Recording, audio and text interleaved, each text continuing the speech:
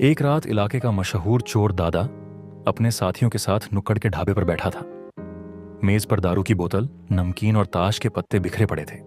सब हंसी मजाक कर रहे थे। तभी पम्मा बोला, दादा, आज कोई पुराना किस्सा सुनाओ ना।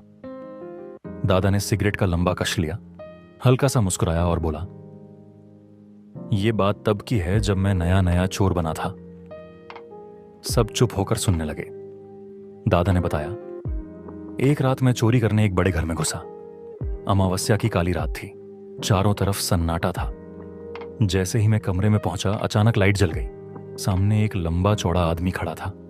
उसकी आंखें गुस्से से लाल थीं। उसने जोर से पूछा, कौन हो तुम? मैं डर गया, हाथ जोड़कर बोला, साहब, गलती हो गई, मुझे जाने दीजिए।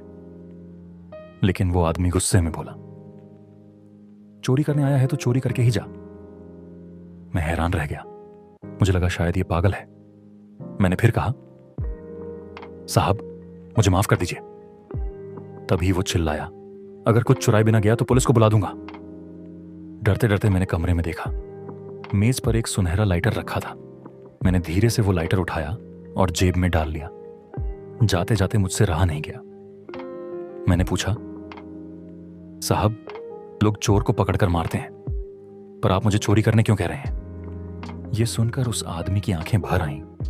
वो दुखी होकर बोला, मैंने पूरी जिंदगी मेहनत करके घर की हर चीज खरीदी, लेकिन मेरी पत्नी हमेशा कहती है कि मैं इतना बेकार सामान लाता हूं कि उसे कोई चोर भी नहीं चुराएगा। उसकी बात सुनकर मुझे सब समझ आ गया। दादा हंसते हुए बोला, मैं वहां से चुपचाप निकल आया और रास्ते भर हंसता रहा। फिर दादा ने अपनी जेब से वही पुराना सुनहरा लाइटर निकाला। सब हैरानी से उसे देखने लगे। तभी उसके साथी बोले, दादा, उस घर का पता हमें भी बता दो।